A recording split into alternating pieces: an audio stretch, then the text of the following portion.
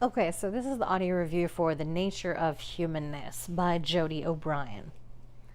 Alright, so what makes us human?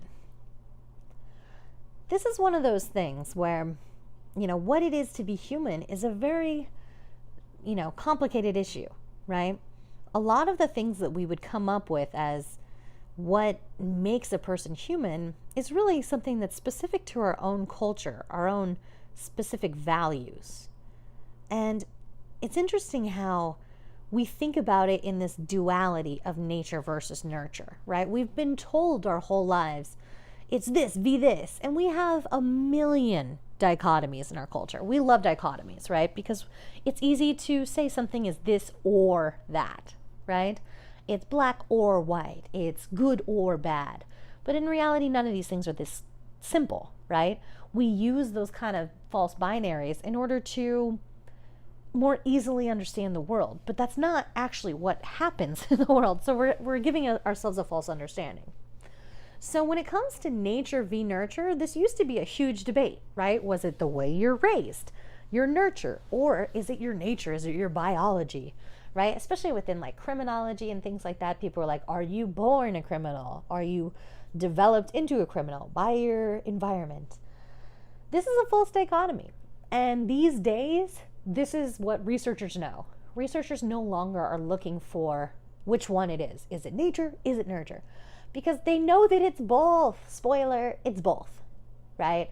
It's definitely both, meaning you might have a biological propensity towards something, but the actual cultural environment you're in is what's going to affect whether or not it happens to you, right? So when it comes to genetic propensity, it's a very complicated, because again, we're still, as in science is still trying to figure all of this out. But when it comes to genetic propensity, it's fascinating that as much as genes feel like they're our destiny, a lot of genes can be turned on or off depending on how we live.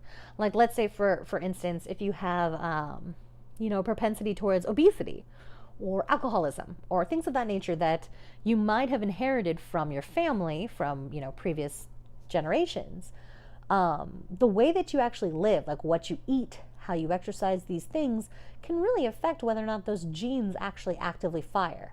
And so this is an interesting way that as much as we feel like biology is destiny, we actually have a lot of control over some aspects of our genetic material. Obviously, there's aspects that we don't. And there are unique things about people that set them up for different propensities than others, right? So we can't rule out nature. We can't say, oh, nope, sociology, it's all nurture. It has nothing to do with nature.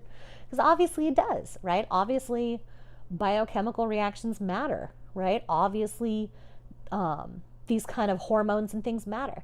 But what I think is fascinating is that we oversimplify a lot of things when it comes to this stuff, and it's really much more complicated than we think. Like for hormones, right? We tend to think of women having estrogen and men having testosterone, when in reality, we all have both, right? We just have varying levels, and we get them in different time periods when we're going through development, right? Especially in the time period when you're going through puberty and developing your secondary sex characteristics, or when you're developing in the womb, right? Those are the times when we get flushed with hormones. And so basically, people would often correlate testosterone with aggression, right? Because they would assume that testosterone causes aggression, and that therefore, because they see the two, and that's a problem. Just because something's correlated doesn't mean it's causational, right? Just because two things are happening together doesn't mean one is causing the other. It might be a more complicated relationship, which is what it is with testosterone. Testosterone has a very permissive effect. It's fascinating. It's just kind of like how other hormones work. So if you've ever heard of or experienced a fight or flight response, then you know that the body, irrespective of your thoughts and feelings, has some reactions to stuff, and it can set off a whole wave of chemical reactions that will affect your brain, your mood, your everything. So when it comes to testosterone, a lot of research has been done on this, and they found that there is definitely a relationship between testosterone and aggression, but it's not necessarily in that order. It's not that men are inherently aggressive because they have testosterone, because women do as well, just not at the same levels. But it's actually that people's testosterone tends to go up when they're in situations of power struggle or conflict or hierarchy. So they've measured men after conflicts or fights. They've measured men that are CEOs in the boardroom, and they'll find that the same man at home, without that powerful role that he's inhabiting, has a lower testosterone output until he's in the situations where he is in like a leadership position or something of that nature that actually causes a heightened reflection of testosterone. So it just means that like what happens in our lives affects our bodies, right? Affects the chemical reactions within us. It's also the way that we used to assume differences in brains between gender, right? We used to think like, oh, men have better spatial reasoning and women have better language centers. And you're like, yeah, that's kind of true. And most of that's because of how society works, right? Because of that nurture, meaning that, even from childhood, if you look at the way that we develop young men and young women very differently, we give a lot of children that are boys building blocks, Lincoln logs, Legos, toys that build and construct and have spatial dimensions. So it makes sense that you would have better spatial reasoning skills when that's something you're practicing with.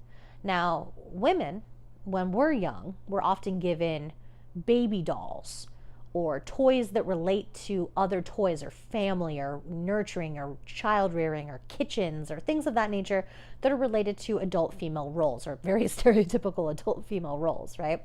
And so that makes sense that a woman would develop more language skills if she's playing with a Barbie, right? If she's imagining the social roles of what it's going to say and how it's going to act and what it's going to do and how it interacts with, this other Barbie or whatever it is, or Ken or anything.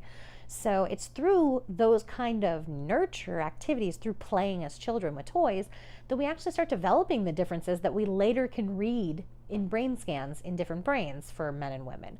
So it is a really complicated relationship between nature and nurture, right? To illustrate this even further, I have this video clip, which I absolutely love, but it's really interesting how brain scans can show genetic propensity, but not environmental matters. So meaning that you could have an anomaly, and some people do, that would make them more sociopathic, right? Or have like a frontal lobe anomaly that could make them less caring, less compassionate, right? Those kind of things.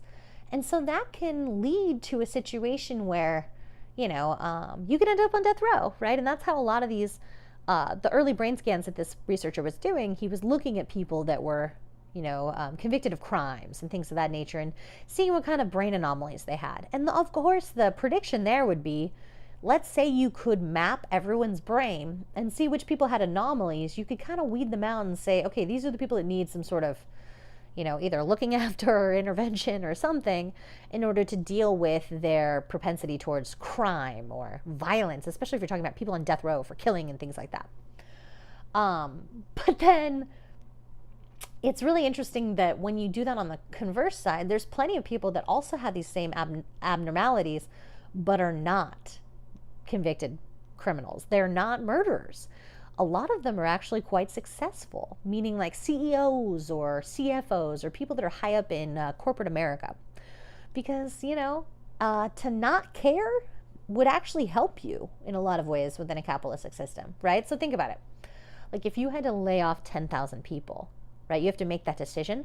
That's something that would eat me up inside. I would think about their families. I would think about how statistically, per every 1,000 people you are going to lay off, there's X amount that are going to just die as a result. I mean, it's a horrible consequence that you're doing. You're shaking up the lives and opportunities of thousands of people.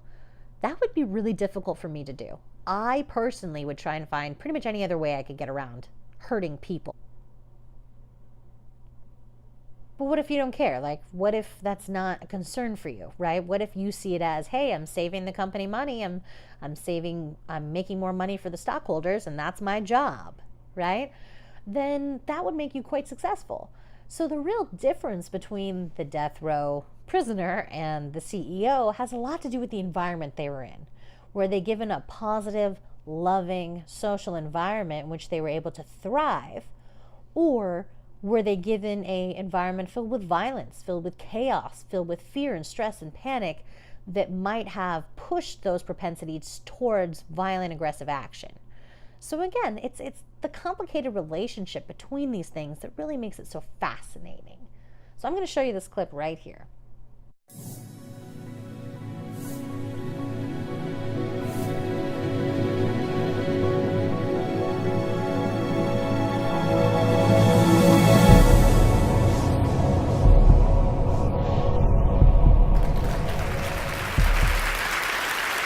Neuroscientist and professor in the University of California. And over the past, 35 years, I study behavior, but on the basis of everything from genes through neurotransmitters, dopamine, things like that, all the way through circuit analysis. So that's what I normally do. But then, for some reason, I got into something else just recently. And it all grew out of one of my colleagues asking me to analyze a bunch of brains of psychopathic killers. And so this would be the typical talk I would give, and the question is, how do you end up with a psychopathic killer? What I mean by psychopathic killer are these people, these types of people. And so some of the brains that I've studied are people you know about. When I get the brains, I don't know what I'm looking at. It's a blind experiment. They give me normal people and everything. So I've looked at about 70 of these and came up and saw a number of pieces of data. So we look at these sorts of things theoretically on the basis of genetics and brain damage and the interaction with the environment and exactly how that machine works. So we're interested in exactly where in the brain and what's the most important part of the brain. So we've been looking at this, the interaction of genes, what's called epigenetic effects, brain damage, and environment, and how these are timed. And how you end up with a psychopath and a killer depends on exactly when the damage occurs. It's really a very precisely timed thing. You get different kinds of psychopaths. So we're going along with this, and here's just to give you the pattern. And the pattern is that those people, every one of them I looked at who was a murderer and who was a serial killer, had damage to their orbital cortex, which is right above the eyes, the orbits, and also the anterior part of the temporal lobe. So there's this pattern that every one of them had, but they all were a little different too. They had other sorts of brain damage.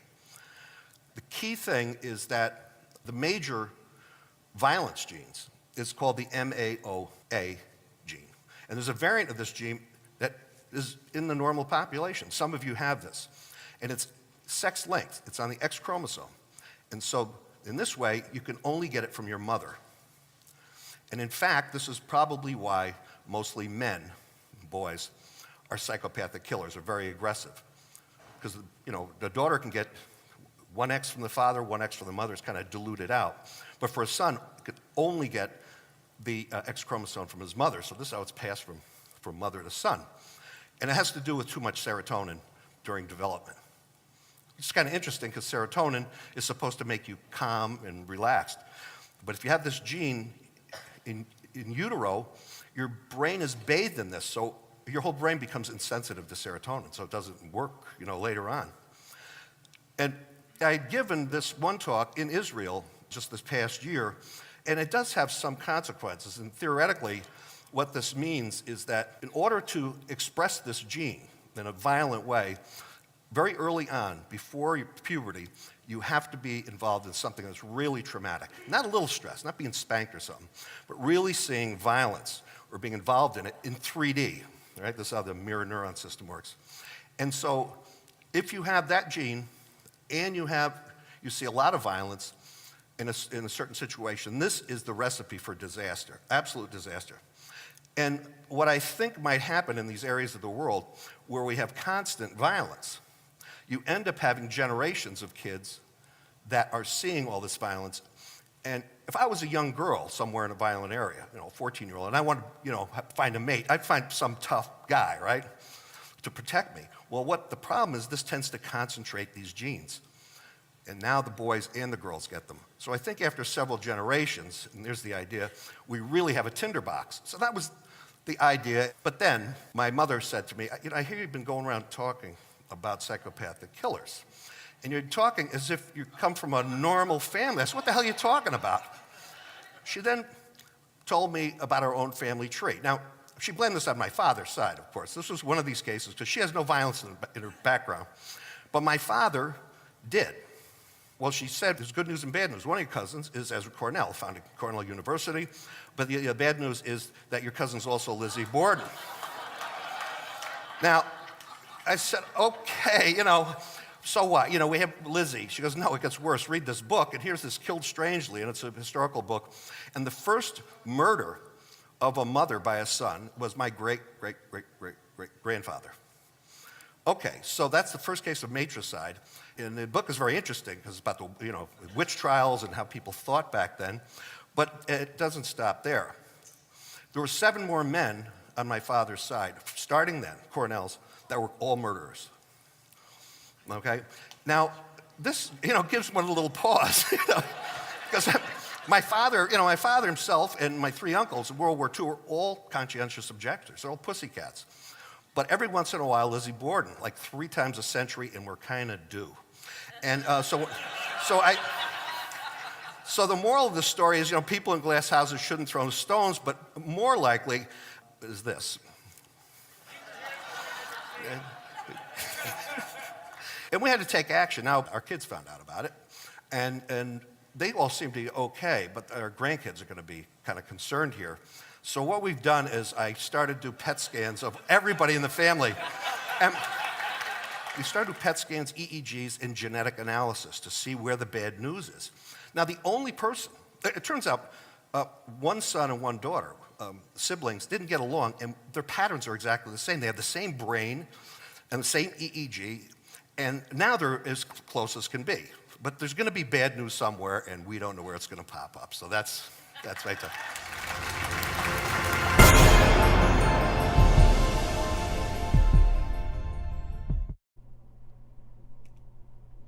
So when it comes to the case of gender, in the reading they talk about Anne Fausto Sterling, who's very well known for her research and understandings into the social construction of gender and also the social construction of sex.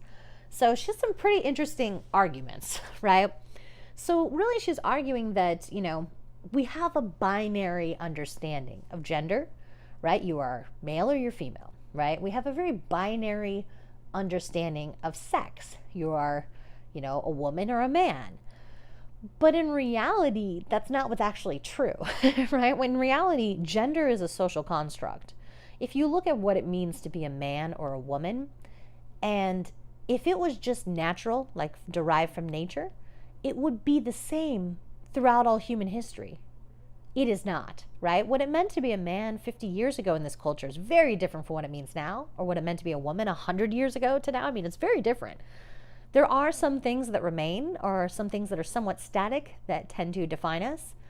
But when it comes down to the way that they're constructed by culture, you have to look no farther than Margaret Mead, right? Who really went out, and one of her goals in anthropology was to look at how different cultures organize their rites of passage, right? Like how someone became a man or someone became a woman in a culture. And she found that there were so many pluralities of culture, right? There were some cultures where men would adorn themselves for women to judge them physically. There were cultures where women were just as aggressive as men because the tribal warfare or the necessity for hunting was so strong within that group that everybody had to act aggressively. There were cultures where they were very balanced and had a lot of equity between what those social roles of men and women were. So this idea of gender being something that's just inherent to your biological self, that's a social lie, right? Because what it means to be a man or a woman in like Japan, Norway, in Mexico, in wherever, in other countries is not the same as what it means here. So it means these things are very culturally specific. They're derived by your specific culture. And like I said before, they also change over time. That's a good sign that something's socially constructed, is that you can actually see it changing, right? Think about your own life course, what it means to be a man, what it means to be a woman. These things are constantly in flux, and that's just how society works, right? We tend to define and redefine things over time. So gender, we're starting to finally acknowledge in the public consciousness, is socially constructed, right? Socially constructed just means we have different expectations and roles about how you're supposed to act, what you're supposed to be. So to act like a woman means how you walk, you talk, you dress, how you eat, how you everything is very gendered, right? It's why it's really interesting to see people that transgress because they're able to really point out what otherwise is very unconscious to us, something we've been socialized to do our whole lives. And especially gender is very harped upon in our early childhood socialization, where they try to separate us into two groups and basically control our behaviors around that kind of ideology, right? So women are told to be ladylike and act like a girl and, take up less space, not be loud, not be boisterous, not have a lot of, aggression or personality. And men, on the other hand, are taught to never cry, to never show weakness, to not be able to share with others or, ever have any questioning of how they are, of what they do. They're supposed to be dominant and powerful and in control of all things. And this isn't something we're born with. This is what the culture tells us we need to be, right? And as society moves forward, we tend to change a little bit here and there, but a lot of this stuff is passed down generationally over and over as people are socialized, and then they socialize their children similarly, and on and on and on, right? So we're starting to finally acknowledge, like, gender is definitely socially constructed. We know that there's cultures around the world that have third genders or just multiple genders and don't have the same kind of hang up that you're this or that. But in our society, we don't understand that sex is socially constructed, right? And what this just means is that we also have a social reality that says that there's only two biological sexes, right? And that's like 90+% true, right? When it comes down to like 5% of us, we are either XY or XX, right? XY male, XX female, chromosomally. But when it comes down to the actual biological sexes, there's technically 5. And if this is the first time you're hearing it, you're like, what are you talking about? But I promise you, technically 5. Well, the way this works is there are people that are XY, right? Male, chromosomally. There are people that are what we call hermaphroditic, right? People that have sex characteristics of both men and women, right? They're born with both sex characteristics. So when people, that's my favorite one, when people are like, no, there's only 2 sexes. I'm like, so what's a hermaphrodite? Because we've all heard of it, right? We all know what that is. So what is that then, if that's not real? Also, we have, there's certain like hormonal issues, there's certain chromosomal things. Like I actually know someone with Klinefelter's, which is where you would have an XXY chromosome, meaning that you are phenotypically female, like you have a female body, female sex organs, but you also have a Y chromosome and more testosterone than an average woman. But you present female, and you probably wouldn't know that you had the Y chromosome unless someone did a chromosomal test on you. That's actually how one of my old friends, that's an old coworker of mine, that's how I found out that she had it. She had to go through some, medical thing and biological testing, and she found out that she had a Y chromosome, though she also had a uterus. So those things are complicated because you think, and we're really taught, no, you're this or that. But in reality, an alarming amount of children that are born intersexed, meaning somewhere in between. There are also characteristics where people will have male sex organs but actually have 2 X chromosomes. So this is complicated for people, right? Because again, 90+% of the time, XXXY, that's it. But there's still a fair amount of people that are not going to fit in that category, and we can't just ignore them or pretend like they don't exist, especially when intersexuality as something that we consider a complete thing that doesn't even exist is actually more common than Down syndrome or cystic fibrosis, though I'm sure you've heard of both Down syndrome and cystic fibrosis, but I doubt you've heard of intersexuality, right? And part of that is because a lot of times babies and young children are given compulsory genital surgeries because we want to fit them into a criteria of one or the other. And this is mostly because of the social pressure that parents feel, right? Where when you have a baby, what's the first thing someone asks you? Is it a boy or a girl? They don't say, is it a boy or a girl or, right? So as a result, people feel uncomfortable about not knowing the answer to that question.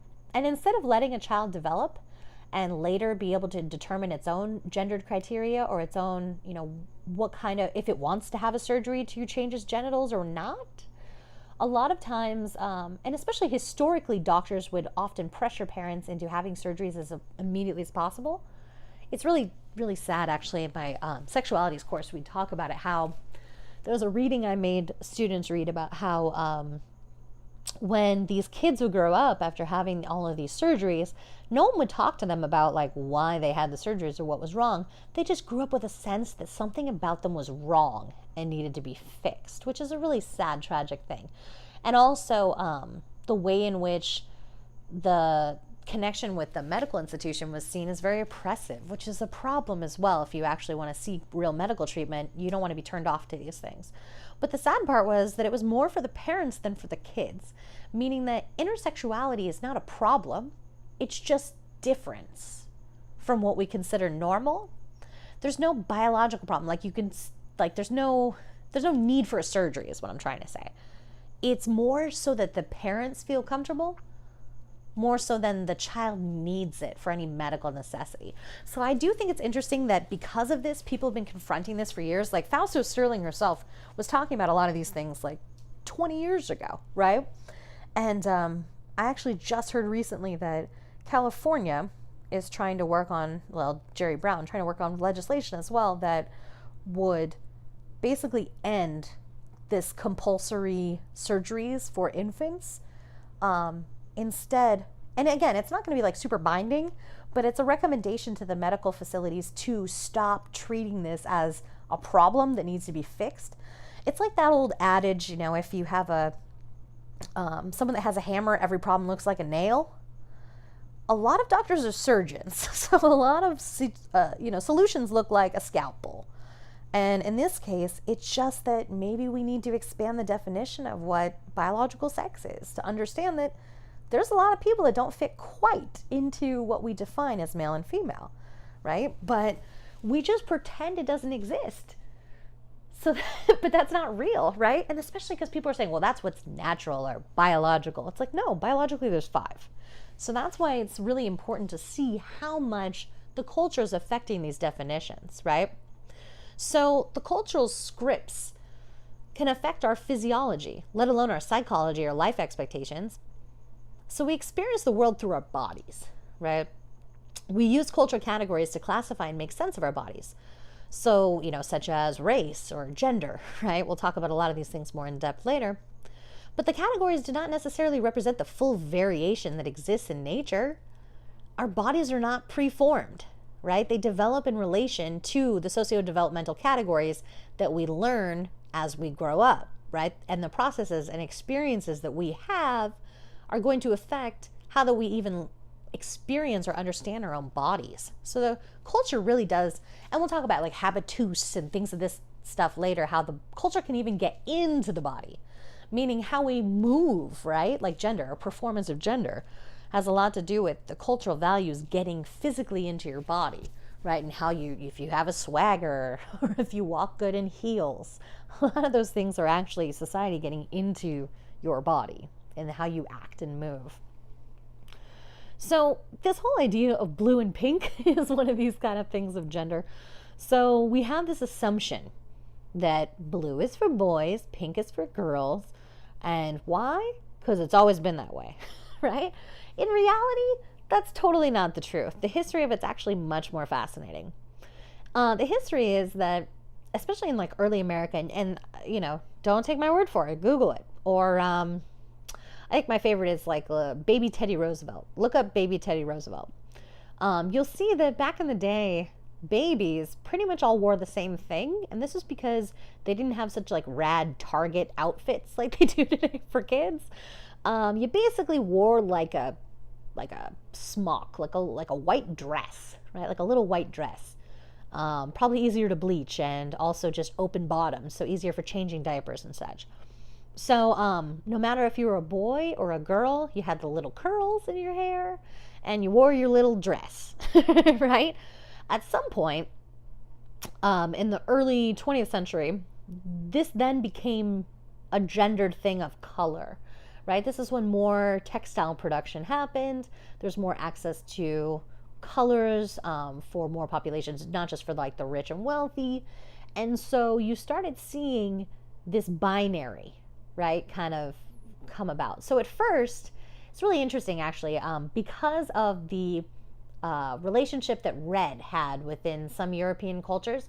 It was seen as a very masculine, bold color. Pink was associated with boys. So boys were dressed in pink, and as an oppositional color, girls were dressed in blue. Because the idea was that they're oppositional, pink and blue, and they pair together or something like that. That they're supposed to represent, again, our false duality, that you're complete opposites, right? But it's really interesting that at some point that switched, right? At some point, within 40, 50 years of that inclination starting, it switched, right? Because of the meanings of blue and red changed in the culture. Blue then became associated with boys, and pink became associated with girls. What's interesting is that we look at our modern understanding, right? And our modern understanding, if you walk down a toy aisle or anything of that nature, is extremely gendered when it comes to pink and blue, right? I mean, it's really not until recently when clothing manufacturers started actually making a lot more colorful clothing for men. I mean, it was very drab for a lot of years there. And it's interesting that we assume what we know now on the entire past. Like, if you ask most people, what colors for girls, what colors for boys, they'd say boys are, blue, girls are pink. And if you ask them, has it always been that way? They'd say yes. And they'd be extremely wrong, right? It wasn't even that long ago everyone wore white. It wasn't that long ago that it was the opposite, right? Probably for your grandparents' generation. So it's interesting how these things change culturally, the meanings change, but we also assume like a static universality, that it's just always been that way. And it hasn't, right? There's a history of these things and how they change. So when it comes to these binaries, we really reinforce these things, like what I was talking about with those surgeries that they do, especially to young people at birth, because of some abnormality that they determine. And sometimes this is just because they consider your genitalia to be ambiguous, right? And that's a whole nother sad thing too. It's not because anything's medically wrong with you. So why else would you give a surgery to an infant, right? Unless it was completely life-threatening and they needed it. Infants are super delicate if you've ever met one. And that's definitely not something I would be like, yeah, cut open my baby, right? Why? Because society demands it. So a lot of this binary has been reinforced through these surgeries. So it'll be interesting to see if California is able to actually suggest or have medical doctors stop intervening in such a way. If maybe after a generation of people growing up without all these forced surgeries, maybe we'll start to expand that definition without it being so weird, right? When it comes to transgender and genderqueer, this is just this idea of like, of course, if you don't understand what that means, being transgender is just basically a deviant way of expressing gender. It's so much more than, and same thing with genderqueer. Genderqueer is just kind of, again, pushing the boundaries of what's expected of your behaviors and roles for your gender, right? So some people, when they identify as being genderqueer, that just means that they don't feel as if they have a one or the other gender identity, meaning that some people feel more fluid, right? Like some days you feel more masculine than others. Some days you feel more feminine. So how you present yourself on those days are going to reflect your internalized feelings of your gender that day, right? For others that identify culturally or socially as transgender, a lot of people in that situation are actually living in the social or cultural role of what is the opposite sex characteristic they were born with. So meaning a trans woman living in the culture is read as a woman. So that's how she should be seen and respected and treated, as a woman, right? But some people have this hang up or this misunderstanding that because someone was born biologically male, that they could not be socially a woman. But they're wrong. Because when it comes down to how do we define gender, we define gender by actions, not by genitalia, right? You don't know what's between other people's legs unless they make that your business. The way that we actually know if someone's male or female is by the way they walk, the way they talk, the way they dress, the way they act, the way they live socially as a man or a woman in the culture, or of course, in the case of genderqueer, how they reject that binary definition and oftentimes use alternative pronouns so that they're not marked by that very rigid gendered system that's made its way into our language, right? Saying he or she is not the full range of definition of how people identify through their gender. So some people refer to, she, them, or they, or other alternate pronouns so that they can still feel comfortable in society and not be penned into some weird box that says you have to act this way or be this way when someone doesn't feel like that reflects their internal sense of gender, right? Because gender is something that's internal to us, and it's also something that's socially constructed around us from before we're born and after we die, right? So it's interesting that in a lot of ways, people that are transgender or genderqueer are considered deviant, meaning that they are considered challenging the social order, right? This idea of the binary. So there's a lot of punishments socially and legally throughout time for people who cross-dressed, right? There were laws that governed what people could wear. So meaning you had to have a certain amount of gender clothing on or you could be arrested up until like the 60s and 70s, right? Which was really just a way to demonize people and make deviant people who did not conform to the dominant gender expectations. So there's some people who enjoy cross-dressing, right? There's some people who perform drag, which is different. It's a gendered performance art where you're a drag king or a drag queen and you perform what it is to be that gender, which really does illuminate how much gender is a performance more than an inherent thing. And then there's people who do not fit the accepted or conventional standards of gender, that transgress the social artificial boundaries of gender. So, and this is a problem because medicine has been trying to reinforce this crap for a long time. And this kind of leads into the Foucault stuff. So, just like in medicine, they used to see if someone was a deviant sexual identity. So if you were homosexual or bisexual or lesbian, they would see that, or just even genderqueer or transgressing in any way, they saw that as challenging the expected roles of gender that we have in society. So they were seen as having a mental disorder, right? Like the gender dysphoria, like the famous example used for that movie Girl Interrupted. But the consequences were real and stark, right? People were electroshocked to try and change their brain chemistry to quote unquote cure them. And this isn't just history. There's still a lot of stigma and prejudice that continues to today, right? In the current day, the Trump administration has that military ban on transgender service members. That's an example of the exclusion and unequal treatment that people can receive based on their gender identity. So part of the Trump administration's justification for the ban is supposed to be, and again, this is interesting, the cost of hormone replacement and sex change operations, which in reality are a drop in the bucket of cost when it comes to the spending that the military does on medical for former members and current enlisted service members. So specifically, the estimated cost of if all the transgender service members within the military were taking use of those medical services within the VA, the estimated cost would be about $5 million. And that was supposed to be, that's why we have to get rid of this. And there has to be a ban on open transgendered people serving in the military, which is, a lot of people have questioned because we're a country where we allow people to choose to serve in the military. And if someone is brave enough to do that, then we usually let them. But again, we used to have a ban on women serving not that long ago, and a ban on women serving in the front lines even more recently. So this isn't really new. It's just these things tend to kind of go back and forth. Like we tend to think of history as a straight line, but there's a lot up and down when it comes to kind of progress towards social change.